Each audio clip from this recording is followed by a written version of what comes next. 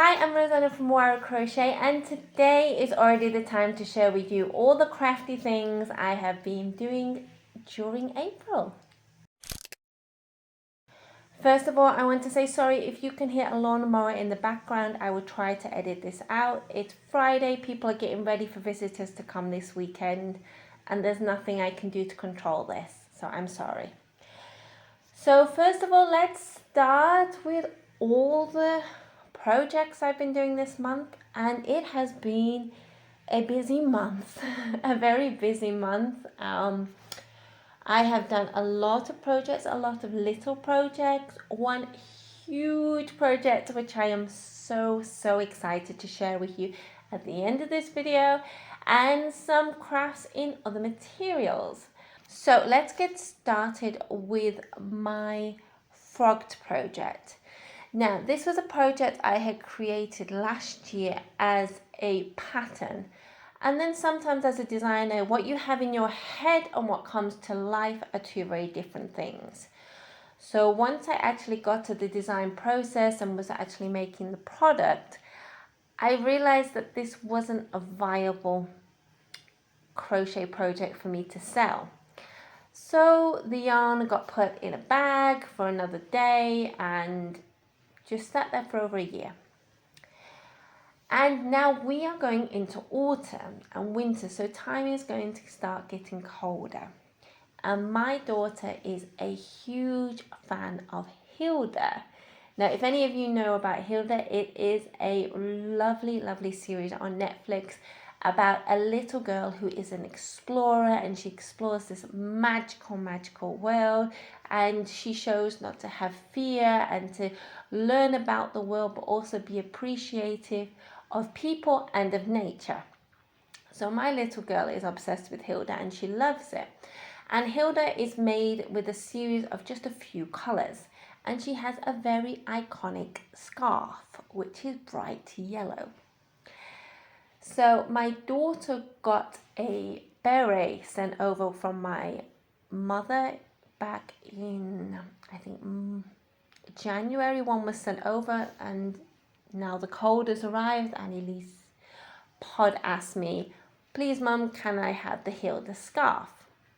And it happened to be the exact colour of this previous project that I decided not to do. So one night I frogged all this project, which happened to be lots of tiny little motifs. So I had to unpick every single motif which had been joined and seamed, and I made a big ball of yellow yarn. And this yellow yarn was a Frank Ochre colour from Malabrigo in Chunky. And I'm not a person who likes to use very thick yarns. I like my thin yarns. I like fingering, thread weight, and maximum DK. So it was a perfect opportunity to use a yarn I would not normally use and create something for my daughter. So instead of crochet, I decided to do a knit scarf. So it's just a basic knit scarf. It still needs to be blocked, and it's come out really nice, and she loves it. So I've made it quite long, as you can see, so she can wear this doubled as the weather gets cooler. So this was one of my first makes of April, and as you can see, oh, that's all end that needs to be woven in. And this was one of my first makes, so the only thing that needs to be done now is to be wet and blocked, and this will be ready for the cooler weather.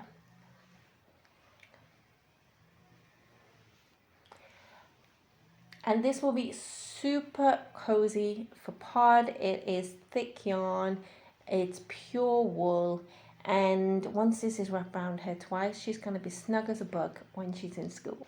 Oh, I actually can't get it to zoom in right now, but I will add in a video. And what I tried to do was make a mix, like a lemony yellow with white and yellow mixed together. So it was a bit like a marble effect. But when my clay dried, it turned to yellow. So a lesson learned. So I made some tiny little stitch markers. I know this is really hard to see. I will put in a video.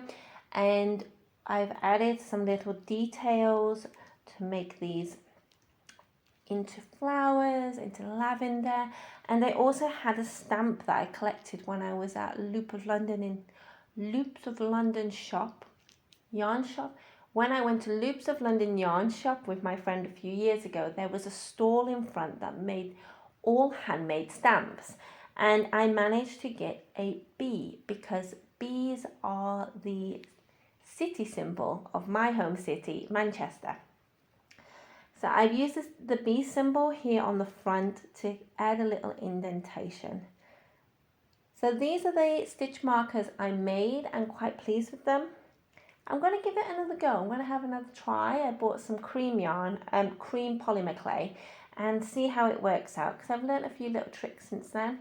But if you haven't done it, this is such a lovely little craft idea to do with your children, and you don't need an oven, you don't need to do anything special. Just leave it on the side for a few days, let it dry, and it's done. So it's a perfect children's craft.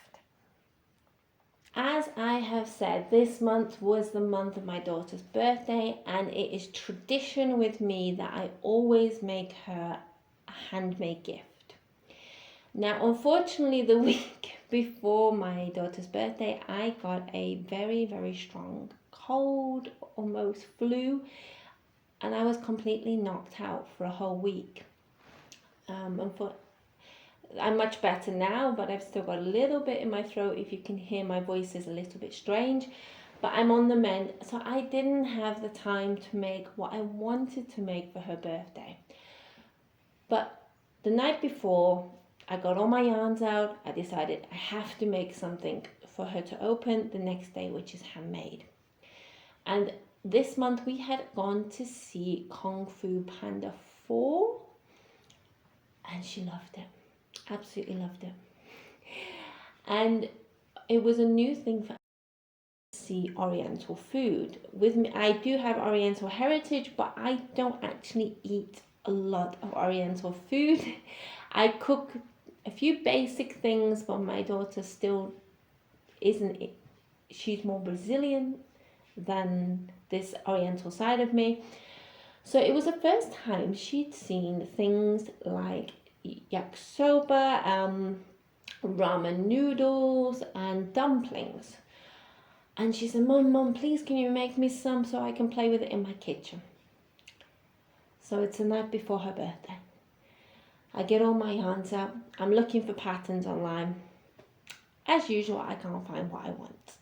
So I made a pattern myself for just one evening and decided to make her a little ramen bowl. And to go with this ramen bowl, I had to make a few of the ingredients to go with it. So I'm going to show you now. Try and get this with the sun not on it. I hope you can see that. So I made a little ramen noodle bowl with some eggs, some pak choy, mushrooms, and I made the ramen noodles that they could come out of this bowl and she could put them in her little saucepan and frying pan, and I've made that all the noodles are actually 3D. They don't come off, but it gives that 3D effect. So she could play with her Kung Fu Panda and let him eat some Oriental ramen noodles. And to go with this, I also made some little Chinese dumplings. So she got a set of 3 of each of these. So there's the half moon style and also the traditional dumpling size. Of course, once I got better, I managed to make the original plan that I had wanted to make her, which was a crochet Pusheen cat. As I said, we made a little Pusheen to go on top of her cake, but I wanted to make her also a crochet Pusheen pillow. And I found a free pattern online, which worked very, very well, and I'll put a link down below. And this cat was huge. I had not accounted for the size. I had to go back to the yarn shop twice to buy more yarn. My original plan was it would be this big. It turned out to be this big, which worked out actually quite nice for a pillow. I gave this to Pod this week and she screamed with joy and was so pleased with it. As you can see here, some videos of her with her little cat. I haven't got it here with me today to show you in the video because she's taking it in for toy day today in school. So here is the little Pusheen cat. Well, not so little. Next on my project list was the crochet socks I showed you in the last video. Now I'm quite perseverance with crochet and with most things in life, but sometimes, you know, when you just find a pattern and it's just defeated you. This was one of those patterns for me. I have the pattern printed out here. It's called Pixel Socks, and here it is. And it was such an amazing, clever construction. It's a very clever construction in that I'll try and show you. Where's the page? But I've never had a pattern with so many pages, especially for a pair of socks. This is a very, very intense pattern. This is not a pattern you can watch Netflix with and just work on. Not at all. So here is a pattern, and you would work from the bottom here and work across, and you'd make the sock into one piece, but from the cuff to the toe, and then continue on the other side and make the heel and then connect. It is a very, very clever construction, and I take my hat off to the designer, who is Koshkina Svetlana. Sorry if I'm saying that wrong. But these stitches in it are quite fiddly and very frustrating to do. For example, the main stitch you will use for the cuff is called a yarn over slip stitch. And it was so frustrating to do, and every time I have to hold the stitch, hold the yarn to pull it through. And this is how far oh, not that one. Where is it? I didn't get very far. And do you know, sometimes when you're doing something and you think, I'm not enjoying this, I'm really not enjoying this, and I got this far and it just became a chore. And I like my projects that I do to be enjoyable, and I'm happy to do it. And the fabric of the crochet is actually quite thick. I'm finding that the pattern uses a lot more yarn than a standard pair of socks pattern. And in all honesty, I am going to frog this and turn this into a pair of knitted socks, because I believe with crafts it should be something you enjoy. It shouldn't be a slog. I understand with some big projects you get to that point when you're about 70% down and you feel, I need to have a break. But I haven't even got 10% done, and I'm finding this a slog. So this is not a pattern for me. Sorry, I'm going to stick with my value in that socks should always be knitted. And I find with knitted socks, I can mindlessly do this while I'm watching TV, or have it with me on the go. It's quite a set pattern. It can be mindless to do, although I am ready to try and do some collarwork socks. But socks and crochet just wasn't for me. It's a fantastic pattern if any of you out there want to have a challenge. The pattern is, how many pages? 15 pages long. It is an intense pattern, but like I said, it is an extremely clever, well thought out pieced pattern to make socks, but it just wasn't for me. So I'm going to flog this and I will turn them into knitted socks at some point in the future. Crochet socks are just not for me.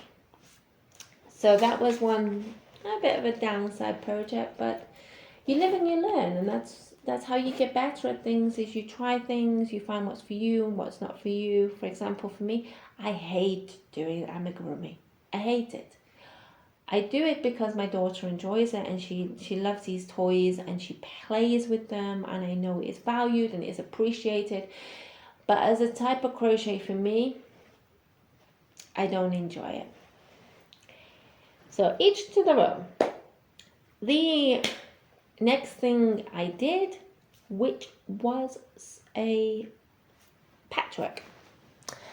Now, I have never done patchwork crochet before, and I have been seeing these amazing, beautiful, beautiful blankets on Instagram and on Pinterest, where people have used crochet similar to heirloom quilts and made the most beautiful crochet quilts. So I wanted to give this a go, but I don't want to do a big project because I need to concentrate on my designing. But at the same time, I also needed a little pouch for my cables, because now I work a lot out of the house. We have an office. So my computer, my cables, my camera cards come with me, and I was worried they were going to get damaged and lost. So I needed a little pouch. So I thought I'll give this a chance to try and do some patchwork crochet. And I used some of my, some old yarn that I had from an old project, which I finished, and this was left over, which was my Malabrigo alpaca silk yarn in navy blue and grey. And this is what I created.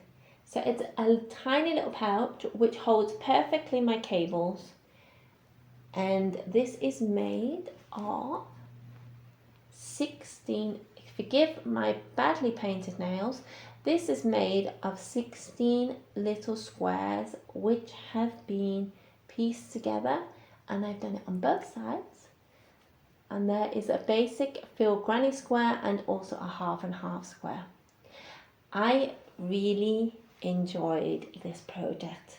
The only problem was it was tiny yarn, and tiny yarn working at night is a bit tiring. But it was so nice to see it come together because it's like a puzzle. So this would be something I would like to invest more time in the future.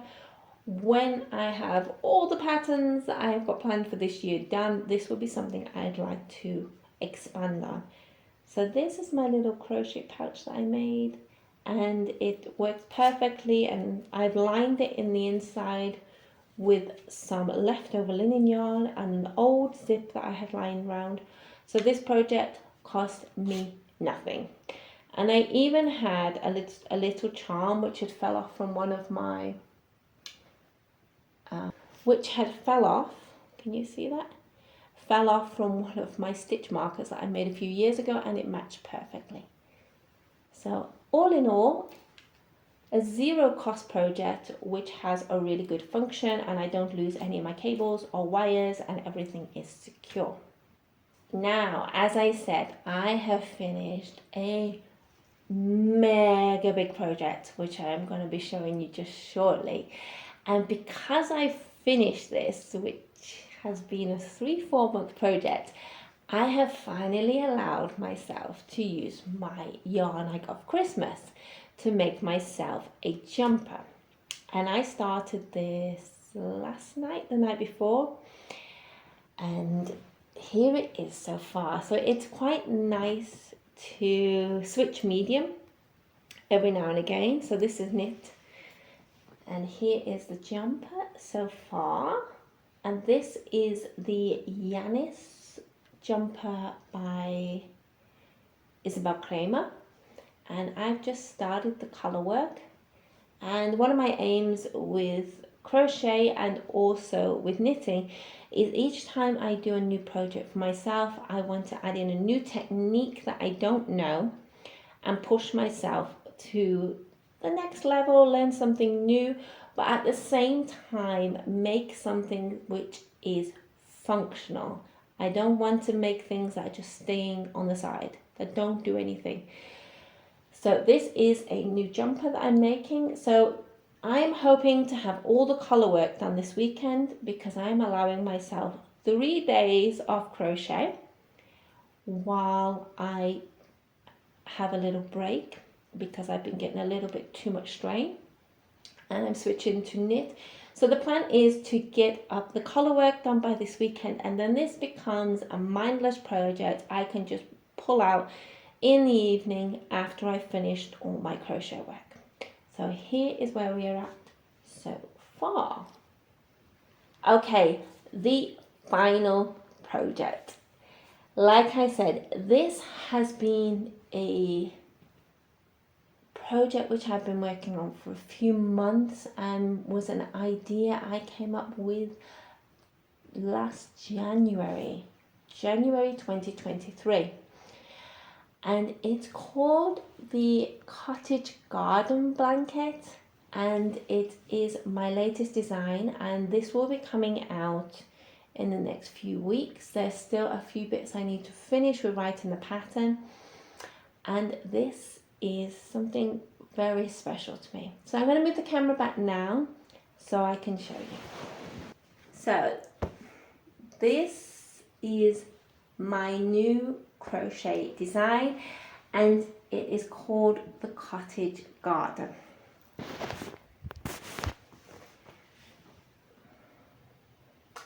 And this is a blanket like no other crochet blanket you've ever seen.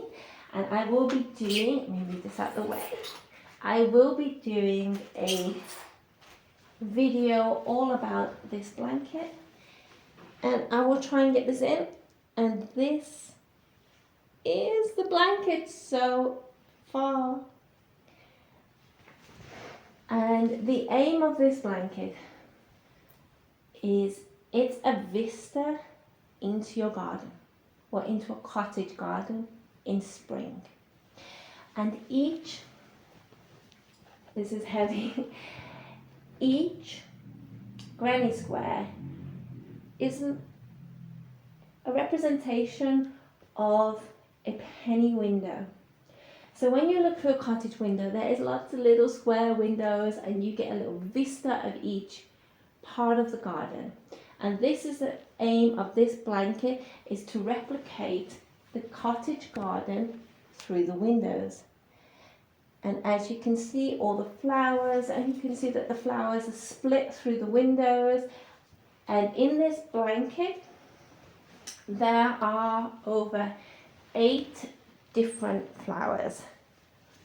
And I have added a simple lace edging on the edge. Here we go. This is quite heavy because I made this all in cotton. So we have got peonies. There are some bell flowers, and these are 3D which come out. I have also got, let me find them. One of my favorite flowers of all is hydrangea. There she is, she's just missing one flower here. There is also, of course, roses,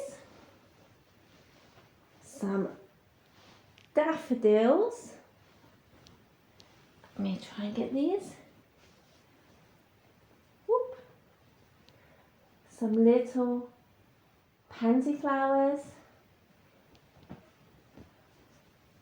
daisies, and finally the one I'm most proud of is my hollyhocks.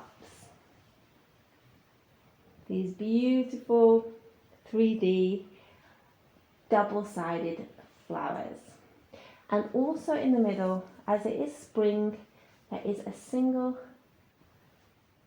little butterfly floating through the garden. So this has been my mega project, which I have been working on the last few months. And like I said, I will be doing a full video all about this blanket. I hope you like it so far. It's been a bit of a labor of love. There will be a full video explaining all the details about this pattern, what materials, what techniques, and this pattern will be released next month. And to be honest, this pattern is almost like a book, and you will have the pattern for every single granny square. A lot of them are repeats, also how to do the leaves and the foliage and all the techniques to go with it. And there will also be links to a lot of YouTube videos.